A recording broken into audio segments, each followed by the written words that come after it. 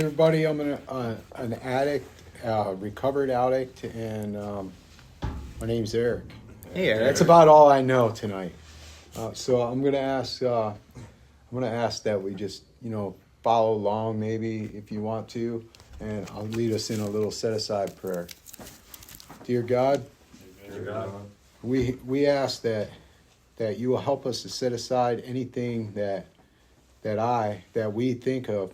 Or anything that please help us to set aside anything that we think we know about this program, about this way of life, and especially about you, God, only that we may receive what you have for us in this moment. Amen. Amen. So I'm an addict. My name's Eric, and drugs weren't my first choice. It was a long time ago, so bear with me. I was pretty much a lonely kid, I would say. My feelings, I was an only child, but I interpreted that as a lonely child. You know what I mean? All my friends, they have brothers, sisters, you know what I mean? Stuff like that. So I found this white powder substance, and it seemed to work really good for me. It was sugar. So that was my first time, on any kind of, sugar rush went a long way with me. So what I would do is of course, like any normal kid, we went out, we went trick-or-treating and Halloween, and I would sit there and binge so much candy. You know what I mean? But I wouldn't really like to eat sweets, you know what I mean, throughout the rest of the year or whatever. But, man, I would binge out on that candy, and I would just, sit in my room, like, lonely, and just eating candy, you know what I mean?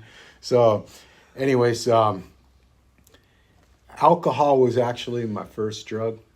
I came home from school. There was the remembrance that my mother had pointed up to the liquor cabinet, which was above the refrigerator, and she said, "Don't ever touch that." And back then they had these commercials, and it was, "This is your brain on drugs," and it was an egg, and it would go into a hot frying pan, and it would sizzle up, right? And I was like, drugs are bad, But that particular day, I came home from school with that thought that my mother said, "Don't ever touch that." And I looked up there, I looked at a chair, I slid the chair over, and I grabbed the first bottle that came out. It was 190 proof grain alcohol. And I took 3 big, nice swallows of that, and it about lit me up. It literally swelled my throat shut. I couldn't breathe. I couldn't even... I was trying to get it out of my mouth, and it was terrible. It was the most unpleasant feeling I have ever had up until that point, and it was terrible. And then afterwards, the fear that I was going to get caught. You know what I mean? I was going to get caught. I was going to pay consequences. I'm going to get grounded. Who knows what's going to happen? And the whole time I'm thinking, I could be dying right now, because that's how traumatic it was, right? And I'd like to say I picked up one of those surrender chips right then and there, but I didn't. The very next day, I grabbed the chair and I slid it over without even second thought, and I went right back to it. I moved that bottle out of the way, and I tasted the next one, and at that moment, I knew I was going to try everything in there. Every substance that was in that cabinet, I just knew I was going to try it. And I'm telling you this because I overshot the mark many times. And what I mean by the mark, I started to feel the effect all the way down to my fingertips. I started to feel the alcohol, going through my body. I started to get a little dizzy, a little tipsy, and I wanted to just feel okay. That's all I wanted, was to feel okay. And I would overshoot the mark, and my mother would be coming home, and she worked late. It was pretty late by the time she was making dinner in there and stuff. And you know, I would be like laying on my bed with like the whole room spinning, and I feel like I'm falling off a cliff. And I'm like, oh, I messed up this time, you know, this is bad. And, you know, and then I'd have to make excuses. Oh, my stomach hurts, Mom, you know, or something like that, why I didn't want to come out to the table. So to make a long story short, here it comes. This is where drugs were introduced to my life. My neighbor was a hippie. He had dreadlocks, and he was just like this peace-loving guy, man. Really, you know, like he smelled like patchouli oil and BO, you know what I'm saying? And you know, he walked around everywhere barefoot, even in the snow. It was crazy, man. This guy was like, so my parents were always talking about him. Yeah, that hippie next door, that pothead next door, you know, stuff like that. And he was probably doing some other, you know, LSDs and stuff, you know, there's no telling with this guy. But he caught me out in the yard drunk. And he said to me, he said, Eric, are you drunk? And I said, yeah, Andy, I'm drunk. And he said, that's bad for you. And I said, no, it's not, man. No, it's not. See, alcohol was accepted all around me, everywhere I went. You know, alcohol was accepted. So I didn't see any harm in it. But he offered me this marijuana. He said, you should try some of this. This is good for you. And I said, no, I will never do that. And I meant it. I'm going to tell you, it was years later that I was at a 6th grade dance, and I had already, you know, had this guy. He was a Vietnam vet. He would park his car out in front of his parents' house, and he would drink in that car all day long, right? He would get me anything I wanted.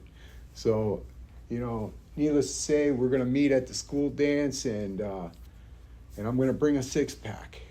And sure enough, everybody pitched in for the 6-pack, and I got it, and I couldn't help myself. Before that dance, I drank 4 of those beers and brought 2, you know, to the dance. And I argued with this guy. His name was Rusty. I argued with him to give me one of the last ones. So, you know, I was feeling really buzzed, and out of his pocket, he pulled out, and by this time there was like 2 other people there, 2 other kids, and this pot just started being flown, you know, passed around. And it got to me, and I'm going to tell you, I had absolutely no defense. With everything that was in me, that I would never do drugs, I had absolutely no defense. When I did it, I had an effect produced by it, and next thing I know, I'm saying, this stuff isn't bad. It's actually pretty good, you know? And the next time that I said, I did pot, but I'm not going to do anything else. Never. I'm never going to do any other kind of drug. Well, it came down to it that I was on a job site, and it was my stepfather's job site. So he had somebody else there working that day, and nobody else was there. It was just me, this guy, and a cooler full of beer. And I caught a nice buzz off those beers, and this guy had stopped sanding the wood. You could hear it through the whole house being empty and, you know, nothing in it. You could hear we're sanding door casings all over the house, right? And I hear him working, and then for like 20 minutes he's not working, and I'm like, what is he doing back there, right? So I stumbled over there, and I caught him with a nice little straw, a big pen pulled apart, you know, in a nice hefty pile of white powder. And being the boss's son, he just pointed that pen at me and he said, you want some? You know, it was either that or maybe he could have got fired. I don't know, but he offered it to me. Later on, I was like, why would he even offer that to me? You know what I mean? But he offered it to me, and I was 15 years old. I said, yeah. So when I did that, I started sanding really fast, and I was like, you know, the alcohol buzz just kind of like evened out a little bit, and I was just sanding away, and I was like, yeah, this stuff is really good. You know, it's not bad in my thoughts anymore. And then I dropped the bar again. I said, no, I did that, but I'm never going to do that other stuff they're doing, that heroin. And sure enough, time came when I was absolutely powerless, and that stuff came right out in front of me. I think I was 16 at that time, and off on a. So the guy who gave it to me, he always stopped by, and we were over there drinking at this party house. It was one of my friends, and the very next day, the next morning, he gave us some, and the next morning I was at his house, and he's like, man, you could have the rest of whatever I have, but you got to get some more. So we started, finding out how to get more, and usually just a train ride down the, road a little bit into New York City, and we could get all we wanted. So, that's just it for me. Finally, I tried so many times. I had been, arrested so many times. I had been put in the treatment so many times. So let me tell you about treatment. This is really good. I was about 16 at the time, still 16, and that heroin took me down really quick. But I'll tell you what. I went into this treatment center, and they asked me why I was there. I said, well, because I smoke a little bit of pot on the weekend and maybe drink a little bit, and they were like, and that's all? And I was like, oh, yeah, that's all. So I wasn't open and honest about my recovery right from the start. I went through that, and here's what they said. They said, if you want to stay, so when I was leaving, they said, if you want to stay clean and sober, you need to go to a meeting as soon as you get out of here. And they said that with my mother overhearing, and she was coming to pick me up. And she said, I have your car under my insurance still, and I won't pay that insurance if you don't go to these meetings. And I said, oh, man, so I went to one of these meetings in Newtown, Connecticut. It was the Newtown Men's Group.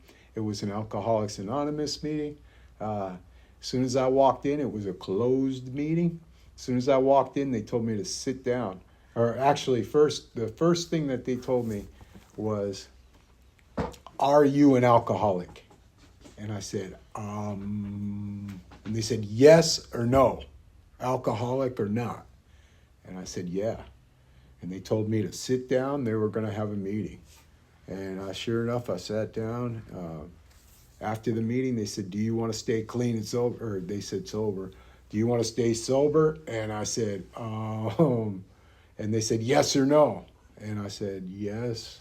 And they said, then you're going to pick up Jim tomorrow, and you're going to take him up to the hospital. We saw you have a car. You got a driver's license? I said, yeah.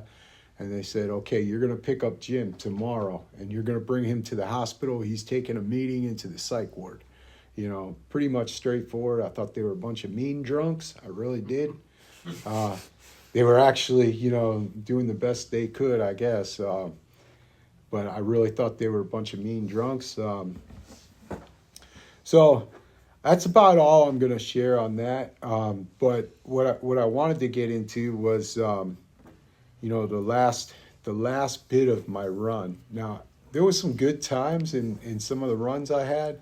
A lot of blacking out and winding up in different cities all up and down the East Coast. A lot of going to dead shows and having a great time. But at some point in time, this shit stopped really giving me that feeling. You know what I mean? It just became like a vicious cycle over and over and over for me.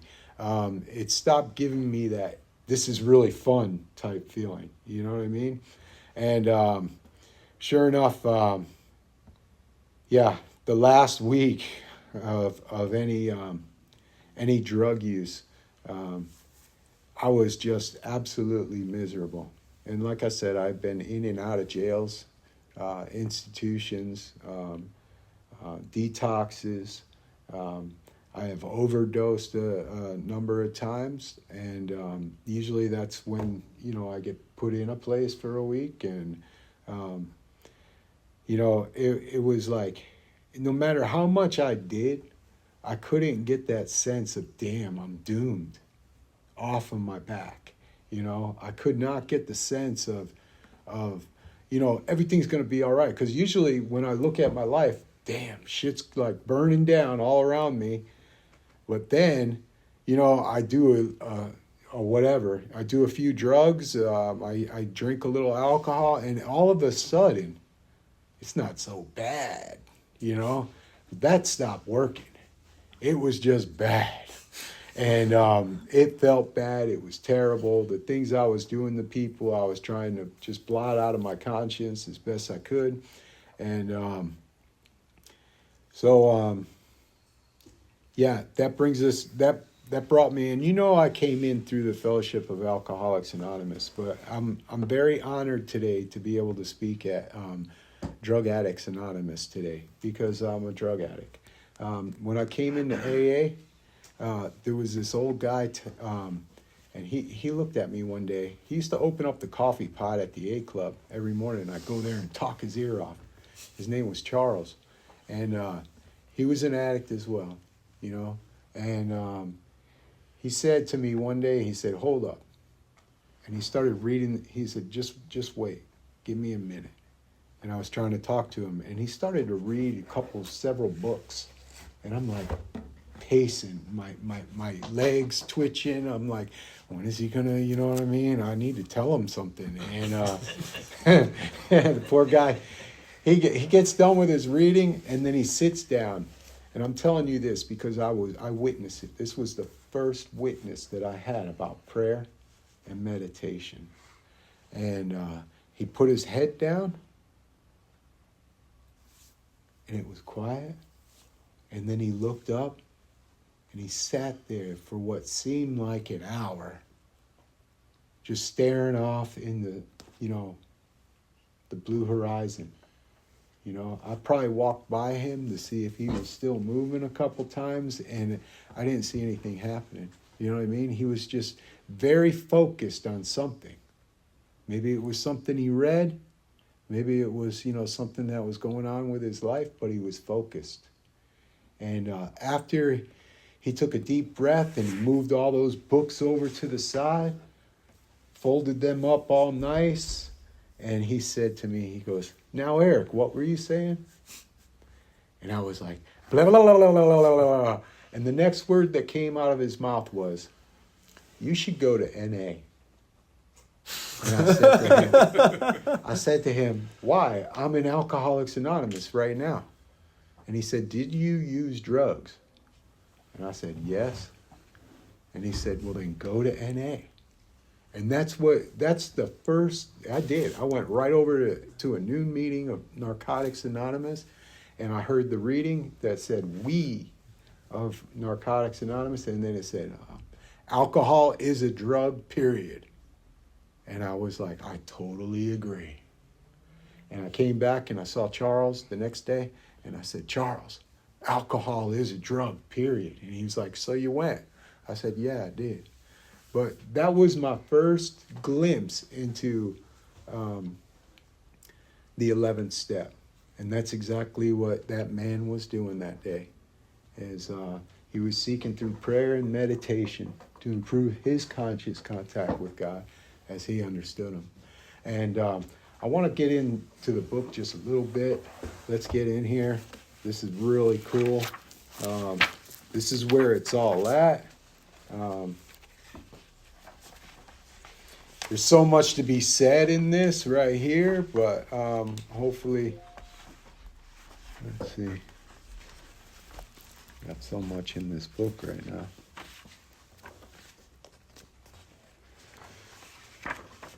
Wow. There we go.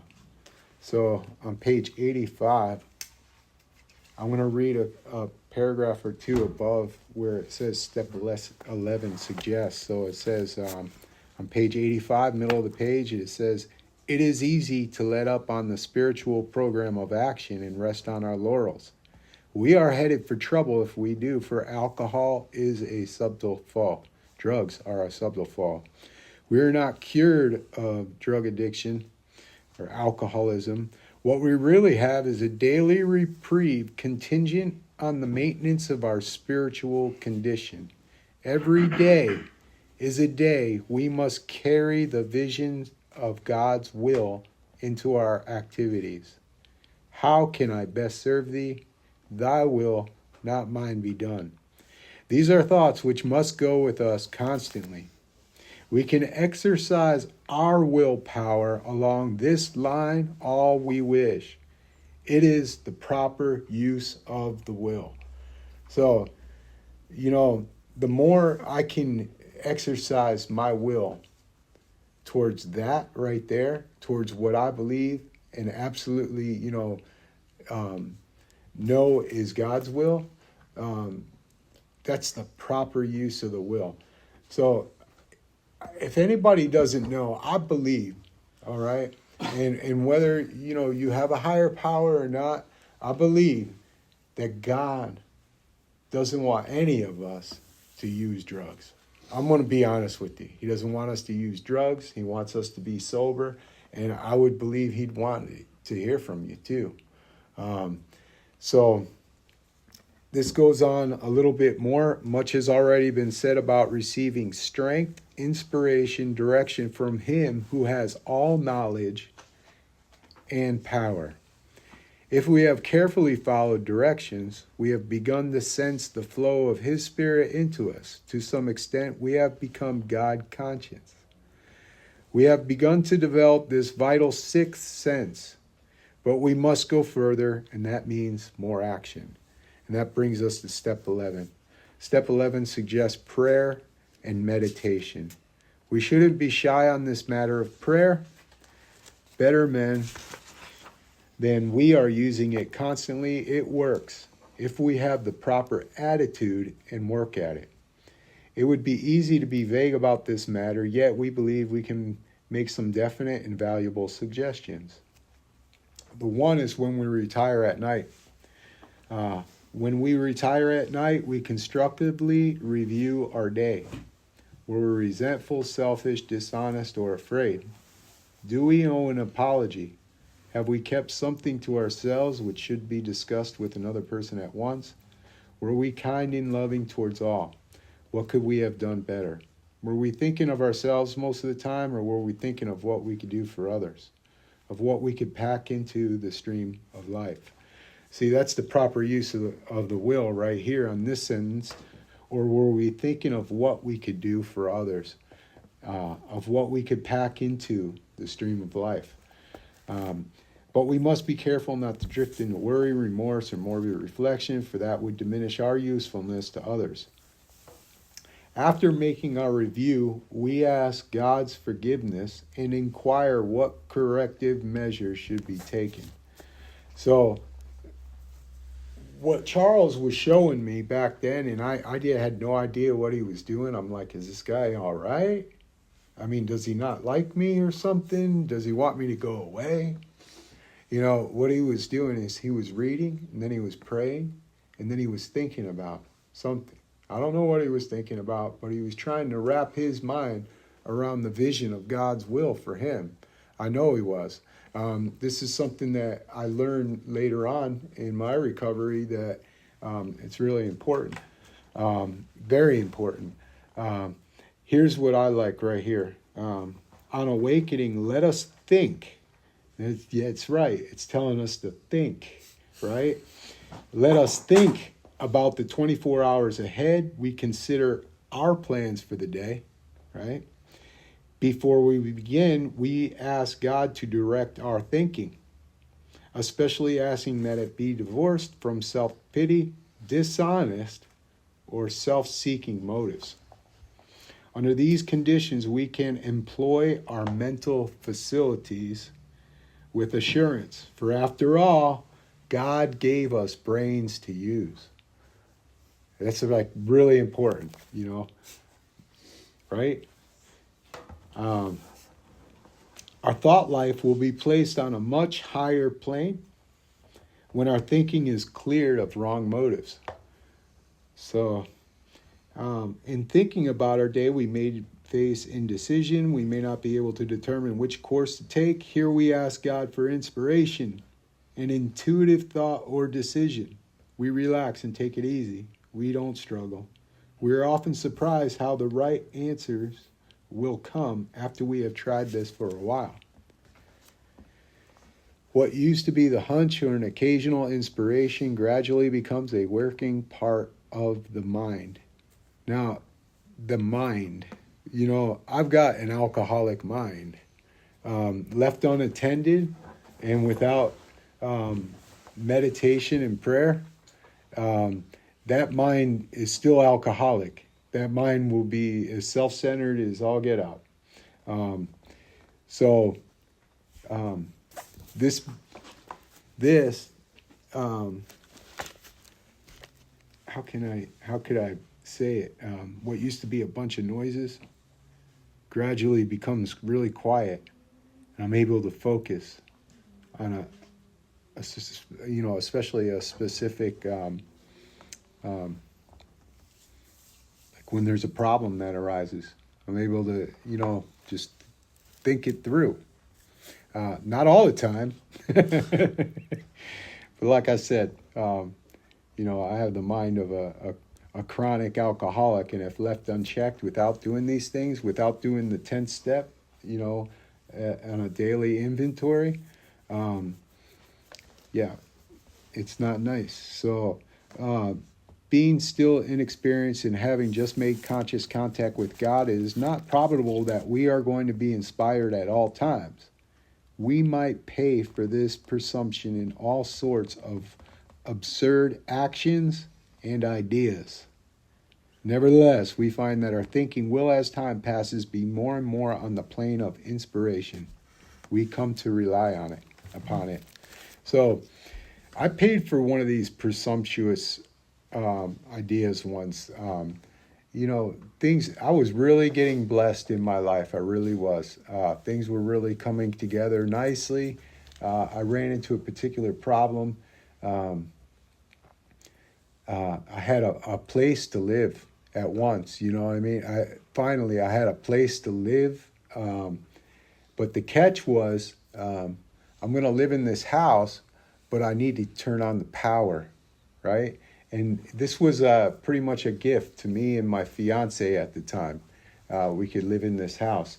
So what I did was I thought about it. I used my own thinking about it. I didn't pray about it. I didn't sit there and meditate on what I should do. Just the first thought that came to my mind, I know exactly what I'm going to do. And that's where it went. I said, I'm going to go over to my employer, Joe, and I'm going to get one of his blank lease agreements, and I'm going to fill this sucker out, and I'm going to get the electric turned on. And what I did was I blew her first-time home buyer's tax break that she had. She got a letter in the mail almost immediately saying, you owe us money. So guess what? All I had to do was, think about it, and I probably would have came to the conclusion, hey, Jessica, what should we do about this electric here? You know what I mean? And came to an agreement. But instead, I forged a document just so I could get electricity. And I'm thinking it's a family member. You know what I mean? What's the big deal? And then all of a sudden I'm paying her taxes. You know what I mean? So I paid for it. I pay for this, still sometimes today I might have to pay for something that I thought, was right. So we usually conclude the period of meditation with a prayer that we be shown all through the day what our next step is to be, that we be given whatever we need to take care of such problems. We ask especially for freedom from self-will and are careful to make no request for ourselves only. We may ask for ourselves, however, if others will be helped. We are careful never to pray for our own selfish ends. Most of us have wasted a lot of time doing that, and it does not work. You can easily see why. So down here it tells us there's a lot of books, devotional books, etc. like that. So, which this book in itself, could just be another devotional book. It could be just a, how can I say, just an inspirational book, you know. If read as an inspirational book, it could be an inspirational book. Well, what this is, if we put this in the practical application, if we were able to, you know, maybe sit there, say a little prayer, and then spend a little quiet time with the God of our understanding, and then we start to see the results. We start to hear the quietness of it, and it's starts working. So once it's put in the practical application, this book becomes, in my opinion, alive. These words become alive, and a working part of my life today. And for that, I'm ever grateful. Thank you. Thanks, Rick. Rick. Sure.